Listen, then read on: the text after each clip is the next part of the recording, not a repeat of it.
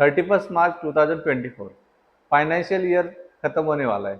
उसके पहले जीएसटी और इनकम टैक्स उसके कौन से कंप्लायंस आपको करना है उसके बारे में हम आज डिस्कस करते हैं, क्योंकि उसके बाद आपको मौका नहीं मिलने वाला। नमस्कार दोस्तों, मेरा नाम है सिद्धेश। आइए शुरू करते हैं। फर्स्ट कंप्लायंस है एडवांस टैक्स। अगर आपने 15 मार्च 24 को एडवांस टैक्स का लास्ट स्लैब पे नहीं किया, फिर भी आप 31 मार्च 24 तक टैक्स पे कर सकते हैं। उसके बाद नेक्स्ट कंप्लायंस आता है कि इन्वेस्टमेंट की। अगर आप ओल्ड टैक्स रिजिम में जाना चाहते हैं तो आपको एलआईसी, पीपीएफ, मेडिक्लेम, डोनेशन या ELSS tax saving mutual fund में आपको 31 मार्च के पहले इन्वेस्ट करना पड़ेगा। One more important thing, government धीरे धीरे आपका ओल्ड टैक्स रिजिम बंद करना चाहता है। अगर आप ओल्ड टैक्स रिजिम ऑप्ट करना चाहते हैं तो आपको अपना इनकम टैक्स रिटर्न भी बिफोर ड्यू डेट मतलब 31 जुलाई 2024 के पहले फाइल करना पड़ेगा, क्योंकि उसके बाद आप बिलेटेड रिटर्न या अपडेटेड रिटर्न में कंपलसरी न्यू टैक्स रिजिम से ही आपको रिटर्न फाइल करना पड़ेगा। उसके बाद बारी आती है आपके इनकम टैक्स रिटर्न की, जो कि है असेसमेंट ईयर 21-22 मतलब फाइनेंशियल ईयर 20-21। अगर आपका उस साल का आईटीआर रिटर्न बाकी है तो आपको 31 जुलाई के पहले आपको रिटर्न फाइल करना पड़ेगा। अगर आप ईयर के रिलेटेड आपका कोई नोटिस है या कोई कंप्लायंस बाकी है तो आप अपडेटेड रिटर्न थ्रू वो सब क्लियर कर सकते हैं। उसके बाद बारी आती है टैक्स हार्वेस्टिंग की। अगर आप शेयर्स या म्यूचुअल फंड में इन्वेस्ट करते हैं तो आप 1 लाख तक का प्रॉफिट बुक कर सकते हैं और उसके ऊपर आपको कोई टैक्स नहीं लगेगा।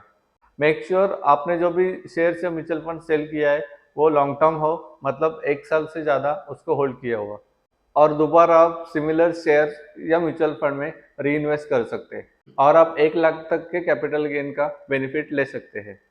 तो आप अपना टैक्स हार्वेस्टिंग करने के लिए बिल्कुल मत भूलिए।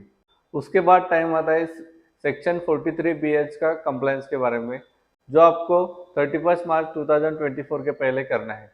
आपके जो एमएसएमई के स्पेसिफाइड सप्लायर है उनको स्पेसिफाइड पीरियड में आपको 31 मार्च 24 तक पेमेंट करना है। उसके बाद आपको एक और काम करना है कि आपके इनकम टैक्स पोर्टल को लॉगिन करके आपका एएस और टीएस चेक करना है, क्योंकि बीच में इनकम टैक्स पोर्टल की तरफ से एक मिस्टेक हुई थी। जिन्होंने 1 लाख का शेयर सेल किया उनका 10 लाख का शेयर सेल किया ऐसा दिखा रहा था, तो एडवांस टैक्स पे करने के लिए मैसेजेस आ रहे थे। तो आपको लॉगिन करके क्वार्टर थर्ड तक आपका एएस और टीएस प्रॉपरली अपडेटेड है कि नहीं वो आपको चेक करना है।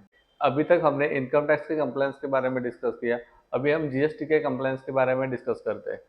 जीएसटी का फर्स्ट कंप्लायंस है कि आपको letter of undertaking for financial year 24-25 के लिए अप्लाई करना है, वो जिसका लास्ट डेट 31 मार्च 2024 है। अगर आप without payment of IGST export करना चाहते हैं तो बिफोर 31 मार्च आपको एलओटी फाइल करना पड़ेगा।